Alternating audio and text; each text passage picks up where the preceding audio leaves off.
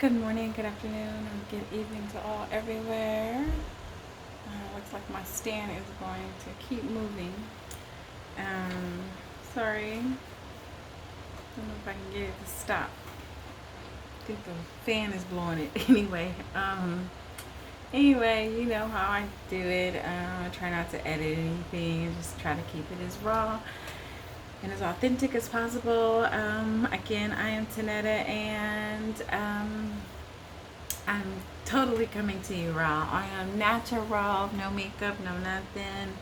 Um, B2Bs are free. And I don't have a whole lot of time, so I'm hoping that I can get all of this out before my phone dies, because I'm being lazy and don't want to get up. Honestly, I'm just really exhausted right now, and I'll probably do a video on it. I don't know. I look young, but I am not that young. And so I am hitting what they call perimenopause.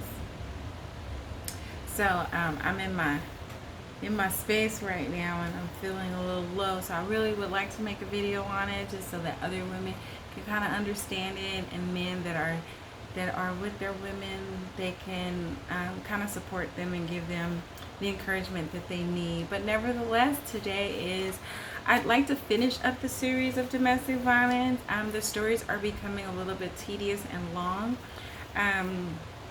Although I am telling the stories to actually trigger, not really trigger, I mean, trigger, I want to trigger a stimulant that says, hey, I understand that, because I'm going through that. I've been there, done that.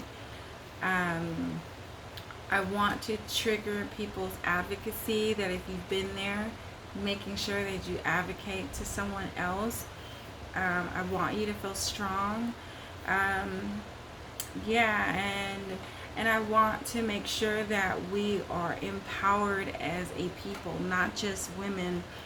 Women are the highest statistics of domestic violence, but a lot of men do deal with domestic violence in a whole lot of ways. Some of it is physical, emotional, financial abuse. There are even some women that are sexual abuse. I mean, it wasn't too long ago someone told me about someone who said, I make them give me sex. She makes her man give her sex. She demands it even when he's not feeling good, and she feels really good about that situation. Like, she's very proud of that situation. And it's not quite what he likes. And so I don't think that she realizes that it is a form of abuse, because she is dominating in ways that he's not feeling at all. So the fact that she's sharing it with other people, his reactions and her, you know, those are domestic violence. And I know that there are women that are going to go, oh, he's a punk, you know, he ain't nothing. There are men going to be like, oh, he really needs to man up. But there are honestly some really good men that were raised never to put their hand on a woman, or they're really trying to make their relationship work. They were married, they have children together, and they're really just trying to make this relationship work, just like women really try to make their relationships work. So regardless of what other people might say, women, we've been called weak and whatever as well, going through the motions, or we're making it up, or it's not that bad, or because we say really beautiful things to help support and build our significant others, sometimes other people will think that it's not that bad, or they see our significant other as in their best behavior, whether female or male. They see people in their best behavior. So when you get ready to say, you know, like, hey, this person hits me, hurts me, emotionally abuses me, says things that, you know, I guess it's still under the emotional abuse, you know, or sexually assaults me, and they're married, but it happens, or beats me, or or follows me at work, or calls me constantly while I'm at work, tells me what to wear, doesn't let me into their accounts. I mean, it happens on both sexes. And so I just want to make sure we address those issues, because men, if you're listening and you're going through situations, understand that it's harder, but we're here for you too, and we support you. And I wish that I would have a man speak up and really be able to get on here with us, but I understand that it's tough. I'm trying to line up a couple of people to talk, and that's why I'm telling my stories too, to kind of fill in the time until we get to that live stream. And part of that live stream, I just met a beautiful woman who shared some of her testimony. It was a lot, there were some things that I was like, oh man, I feel that, I know that. And then there were other things that I was like, oh my gosh, just, you never would have known. And so it's important that we share our stories, that we testify what we've overcome. We're no longer victims, we're victorious. And so it's important so that other victims that are going through can get out of that victim mentality and become victorious and rise out of the ashes, just like that we have done. We still have some scarring, we still have some healing, absolutely. And it's a weird thing, because I find that victims also can become abusers. The cycle isn't far from each other, and it's very painful, and it's why children that come from abused homes, there's a higher risk of them becoming abused or abusing or doing both. And so I will share part of my story in that. I'm not sure if I did that already, but before I do so, remember, I want to give the information. The National Domestic Violence Hotline is 1-800-799-7233. Again, that's 1-800-799-SAFE on the regular phones that have all the numbers, the letters, SAFE. Other than that, it is 1-800-799-7233. And remember, there are different types of abuse: physical abuse, emotional abuse, sexual abuse, and coercion, financial abuse, and stalking.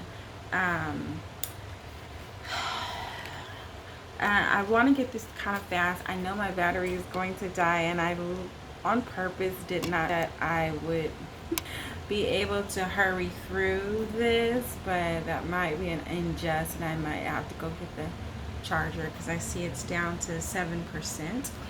So there's a book that I really want to go through. I am going to show it backwards right now. I know there's a way to mirror it, but I didn't set that. And so but I will tell you the name of the book. We are planning on having this author come and speak with us as well. This is Callie Connolly, and her book is Going, Gone. Awesome book. Really, it is. These are steps to leaving and rebuilding your life after domestic violence. A phenomenal read. If you don't like small print, it is not. It is a nice size print, not too large, not too small. I wear glasses to read, and I literally can read this. Hoping that I did not get her permission, but I would like to share her introduction. Don't be trying to sue me, girl.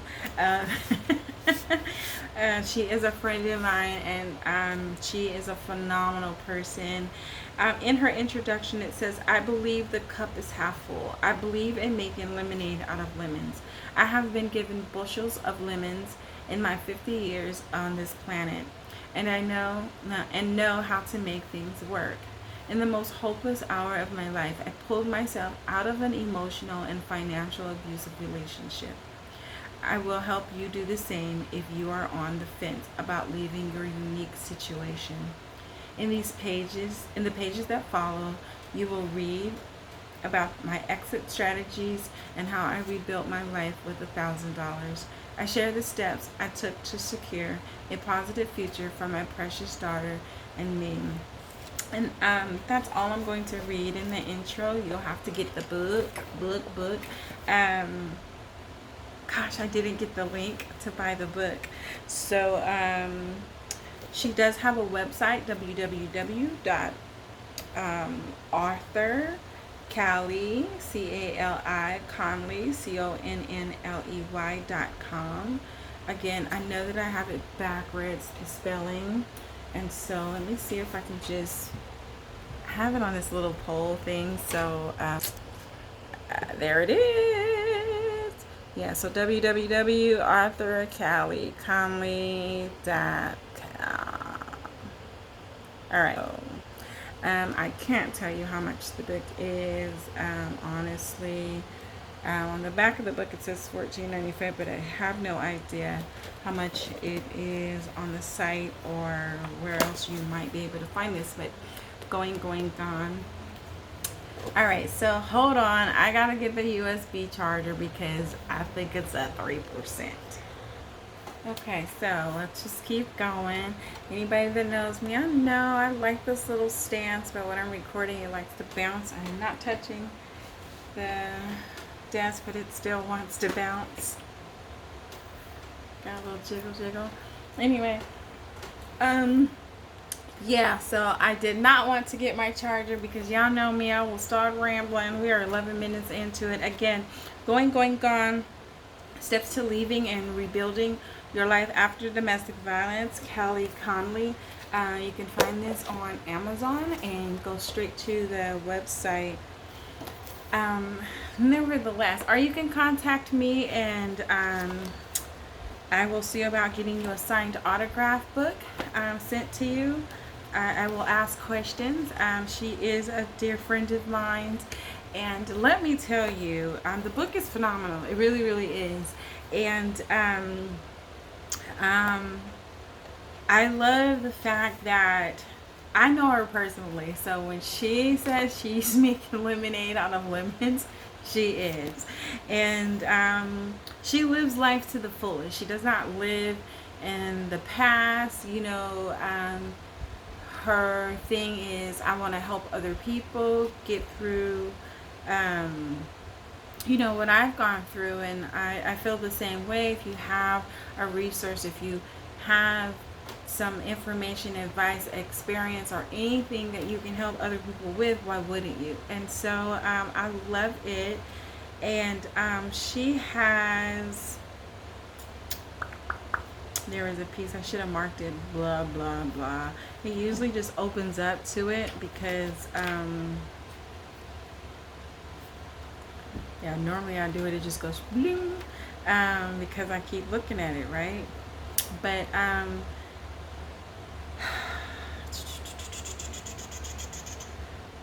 she gives you step by step on what to do, which is really, really nice. And then what I liked was I'm so frustrated that I can't find what I'm looking for.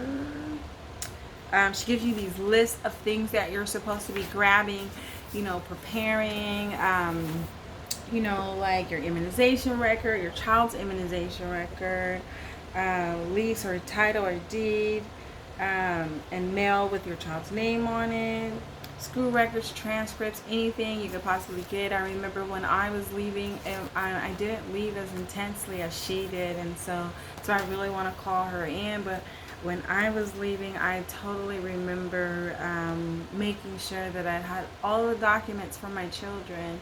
I didn't know if I was going to have to relocate to a whole nother city, and so going under hiding is pretty intense, and it's scary, and it's a lot. And so those are things you want to have put away somewhere or given copies to someone you trust, because you can't always have them around the house or things of that nature. If you're by yourself, finding to trust somebody, finding a private P.O. box or somewhere that you can keep things safely. And I said a private P.O. box because it can sit in there for as long as you need it in there. Um, they're not going to take it out as long as you pay the bill. Yeah, so you can actually pay up to a year or whatever, however long it's going to take you to get there. But she gives you some really good tips. And I don't know if you noticed, but there's lines so you can fill it in to, I don't know if you can see that really good. So you can add the documents that you're going to need and everything, but that's not what I was looking for. All right, so anyway, she talks about establishing residency and the will of success, worldly success. Golly, I can't find what I'm looking for. She's probably going, Okay, so, anyway, normally I just open it up and there it is. She's got some personal R's that I like 12 R's. I think it's 12 R's, right? Yep, she's got 12 R's of things like recognizing, I don't have my glasses on either, they're just bad. Recognizing, release, realize, remember, rejoice, just some of them, and receive. I'm not going to go into all the details. Yeah, so, yeah, I hate when I didn't tag it. And so,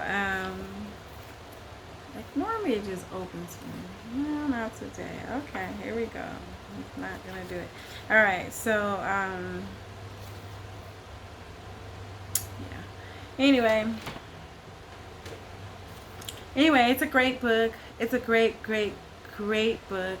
So even if you are not in domestic violence, it's a really good book to just, maybe you're in a situation where you just need to relocate and start life over. It's an excellent book to kind of help you get through that. And you're alone or you have limited to your resources.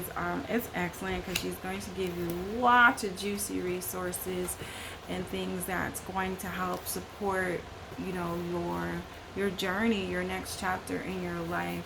I know it was good for me because when she came back into my life and she was like, here's your book.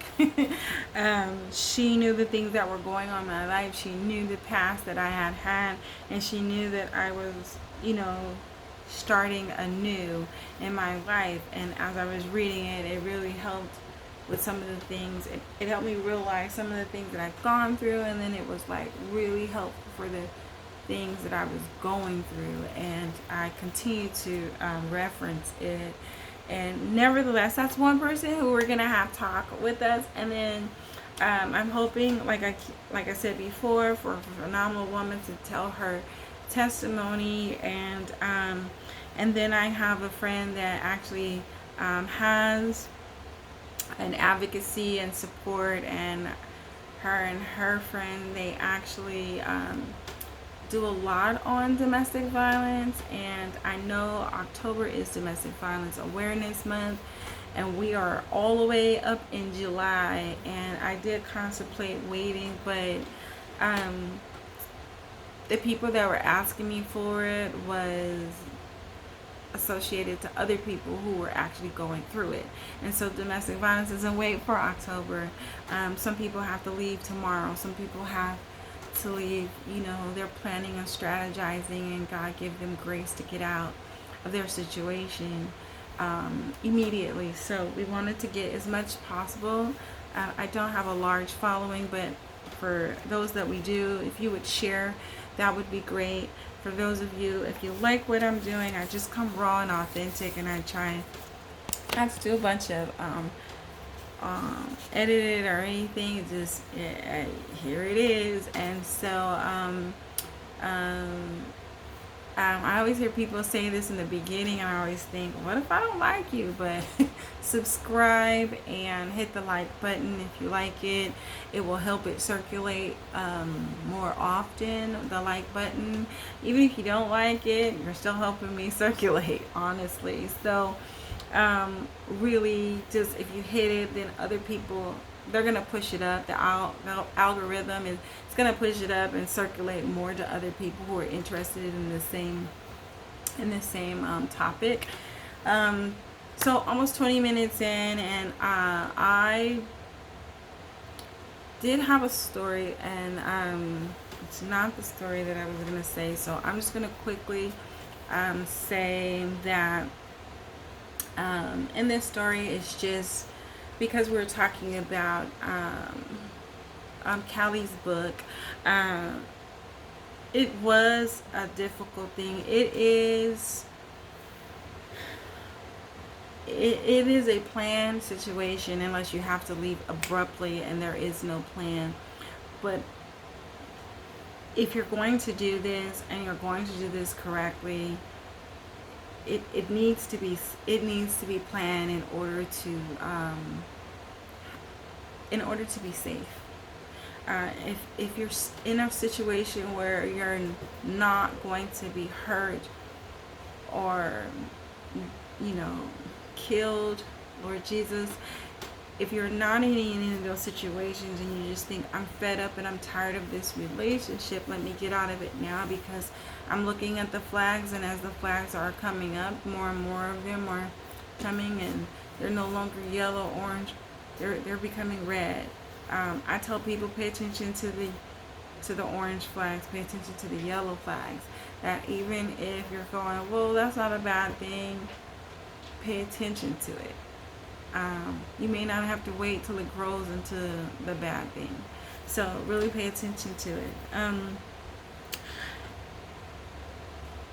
Golly, there was something that was said too that really triggered, and it was, I'm going to go with this instead of the leaving part. I'm going to go with the fact, because it's 20 minutes in and I really want to get it into. But remember, I said sometimes the victim becomes the abuser. And I was in an anger management class because my abuser had assaulted me, and the police was called. And this was like the second time. And they called CPS. They called a social worker, and they called CPS on me. And I'm like, oh man, I work with families and everything. So this is the last thing that I want. And so, but it is what it is, and it was for the safety of my children, and I wasn't upset about the situation at all. I was grateful, and they came out and they said, you have taken steps. He wasn't in the house anymore. You have taken the steps, and so, we're going to close the case. But they did say, it would do you really good to go ahead and take these classes, these domestic violence classes, in the event that something happens again, so that you're one step ahead of the game. And it will do you good, just because it will probably enlighten you. So I was like, okay, no problem. And I went and I found out that everybody in the class with me were mandated by the court. They were all abusers. I thought I was going to a class, the list she gave me, I thought I was going to a class where we were the victims. And so they were all abusers. And when I first got there, I thought, oh, they're not going to embrace me, whatever. This is wild. They're all mandated. They're angry. And some of the women were angry. And they give you a mentor. And the mentor that I had, I would always come to my meetings and stuff, my groups, and I would say, well, I just pray my husband through it. I just love the Lord, and I just know that God's going to change things. And I meant it with all my heart. And I do love the Lord, and I know that God can change the impossible, so don't get me wrong. But we do have to be obedient to God, and there are consequences for not. And so I'm just going to leave that alone. And so I knew that I prayed and asked God for an out, and He gave me an out. And I had all the reasons why to leave. And I'm not going to go into those reasons, but all the reasons why. And so that being said, when He gave me the out, there was really no reason to go back. But it was very planned. It was very detailed. It was very planned. Yeah, I've been in situations before where normally I'm like, let me leave, but this situation was harder. I married him. I just didn't want to leave, but nevertheless, it at the end, you get to hear your mentor's stories. And my mentor stated this story. I was mandated to come here. This is my mentor story. I was mandated to come here because I stabbed my husband. And she said, I stabbed him because he beat me every day when he came home from work. And that particular day, I was in the kitchen, standing near the knives, and had already had in my mind, if he hits me one more time, I'm going to grab this knife and defend myself. He came home, he hit her. She grabbed that knife and defended herself. Yes, it was premeditated. She could have left. He did hit her first. He was beating the crap out of her. And he was doing this on a daily basis.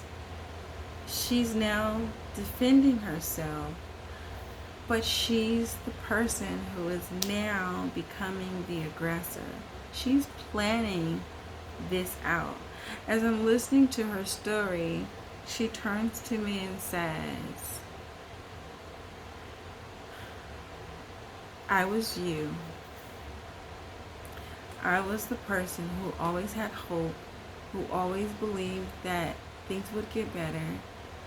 I knew who God was, and so I just hoped and prayed it to get better. But that wasn't the destiny for me and my husband.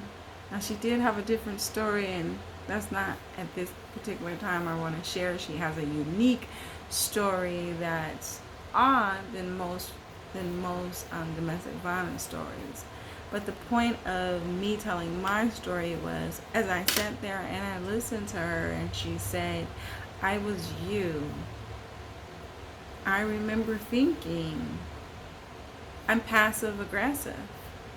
Well, no longer.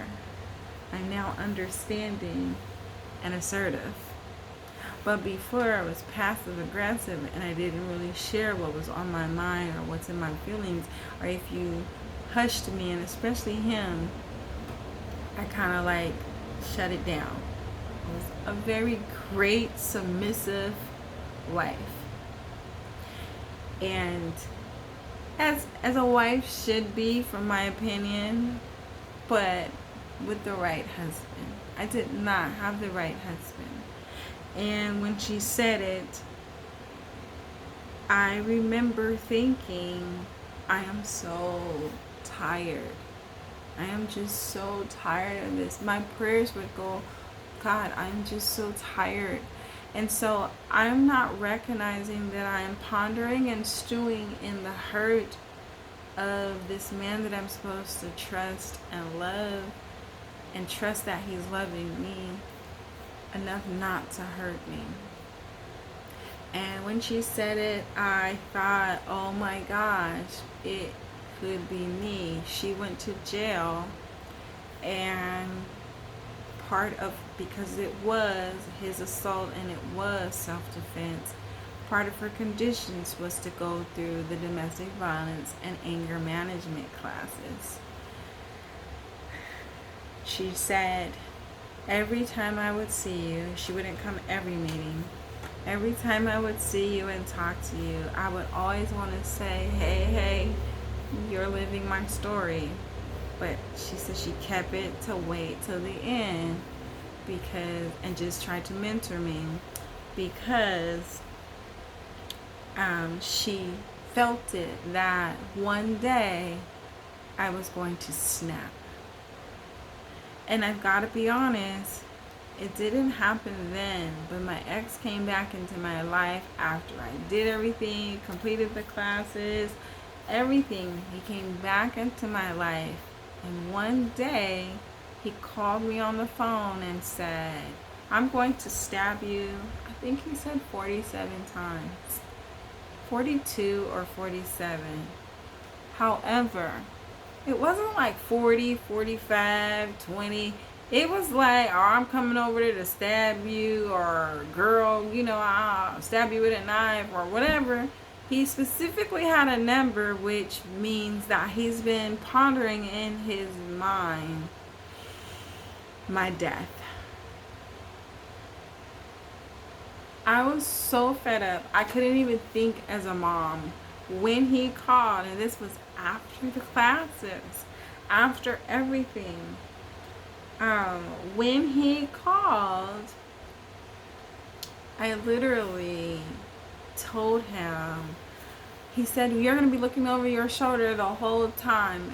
Every time you're at a stoplight, if you're walking across the street, you'll be looking over your shoulder. And I told him on the phone, you know what, then just come on over here and get this over with, because I will not live my life in your shadow, like looking over my shoulders, or wondering if this is the time that you're going to do it in front of my kids. So just get over here now. They're asleep. Get over here now and just get it done, right? And really, I don't know what I was thinking. And I know later I was like, I'll just call the police if he comes. I really didn't think he was going to come. I didn't think he was bold enough to be that, And so he came over, and I opened the door because I had a screen fence, double locked. And I opened the door and I was talking all kind of trash, like, I am so sick and tired of this, and blah, blah, blah. And you didn't appreciate me and all this stuff. And he opens the door because, well, we forgot to lock the door. Oh my gosh, to my surprise, right? He's coming through the door, and I had self-defense classes. Because I had self-defense classes, like the movie In Enough, there were things positioned in places on purpose. And one of them was the self-defense stick. I picked up that stick and I commenced a whooping on his behind and hit him many, many, many times. In the dark we were. My son came in, my oldest son came in, walked through the back and came around and said, Mama, Mama, Mama. He turned the light on. My ex was crouched over like a child, like an infant position, and I was beating him. And all I could remember was my mentor saying, one day you just might snap. So I pray that you get out of it. And at that moment, I always say, my son saved my life and saved his. I have no idea. Did he just shut down? He was definitely stronger than me. Did he just shut down because he didn't imagine I would do that? Or was I really just wearing him out? Because honestly, I have no idea. But I'm so grateful for the grace of God of waking my son up and coming in and saying, Mama, Mama, stop. And turning on the light and letting me see actually what was going on. I stopped. My ex-husband left. He apologized. And he left. I am so grateful, just so grateful for God's grace, and so grateful to not be in jail. It was my word against his. He was in my house, yeah. He had no weapons, I had mine.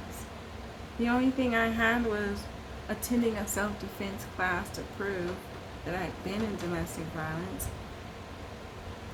He opened my door. I told him to come over because I thought I was really calling his bluff and that he wasn't. So many things could have gone so wrong. I could have cracked him upside the head and killed him. So many things could have happened. And I'm so grateful. So grateful. And you can't go through that without having residuals of things. And there are residuals that happen in other relationships. Get the help you need. Get away from your abuser. Y'all could both be abusing each other. Get some help for yourself if that's what you're doing. Don't say, oh, we're going to go get help together. No. You need to grow. And you need to learn you while you're in that situation. You gotta heal from you, and you've got to learn self-love. So different than what you always thought. I was very confident growing up in certain situations, and definitely relationships when it came to, oh, I don't have to be with this person. You know, I'm lucky enough to have enough people who always, you know, we would always tease, put in applications. So I didn't feel like I had to be thirsty. I didn't feel like, it was like there's always somebody. But I love this man, and I loved my husband, and you know, I wanted to make him happy, and I wanted to be a good wife to him. So there are all different types of reasons. Some people are in relationships because they're a financial provider, and he or she is the person who cares for them. Like, they have no money, no anything. But if you're in this situation, please do whatever it takes to get help, to leave, to talk to somebody. Again, the National Domestic Violence Hotline is 1-800-799-7233. Love is Respect number there's a chat online as well, loveisrespect.org. Their number is 1-866-331-9474. And in San Diego County, there is the San Diego Family Justice Center, 619-533-6000. And the Center for Community Solutions here in San Diego is 1-888-385-4657. Now, I know that I mentioned a lot of things in San Diego. There's the YMC of San Diego County, Women's Resource Center, and the Community Resource Center.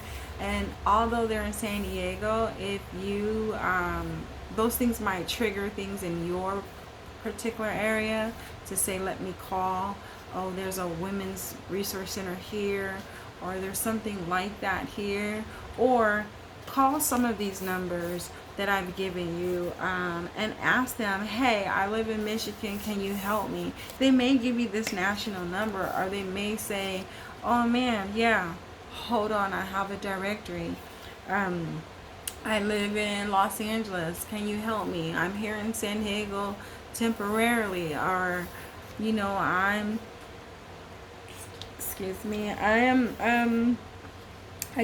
in Nevada, or whatever. Wherever you are, there's always some place that you can go. And I know that I've heard women say, and just recently, the police doesn't help me, the police is on his side, and it happens all of the time, and vice versa, but it happens all of the time.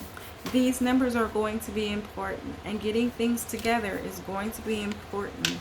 And again, gone.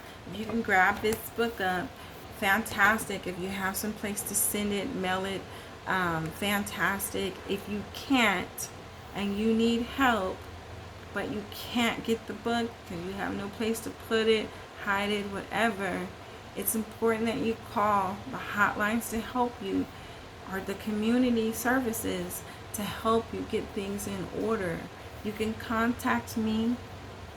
Again, you're supposed to give you that information just to let you know the things that you need to get in order. You can I don't know how fast you need to get things in order, so the earlier the better. Okay. Passports, if you need to order another passport, those things. Whatever you need to do, opening bank accounts somewhere else, in someone else's name that you trust, whatever you need to do, just do it. And don't confuse toxicity with love. It's not. It means that you, them, or both of you need to get help. And it's not making you feel bad. It's not judging you. I've been there. I've done that. I'm living it. I'm growing through it. Get the help. The common denominator for me was me. It didn't matter if Tom, Dick, and Harry all did things wrong, beat me, slapped me, took my money, whatever. It didn't matter. The common denominator with Tom, Dick, and Harry was me. So I had to learn things about me and get to the root of things about me. So I can't encourage you enough to get to know yourself, get to love yourself. Please get some help. There is help available somewhere, somehow, some way. All right.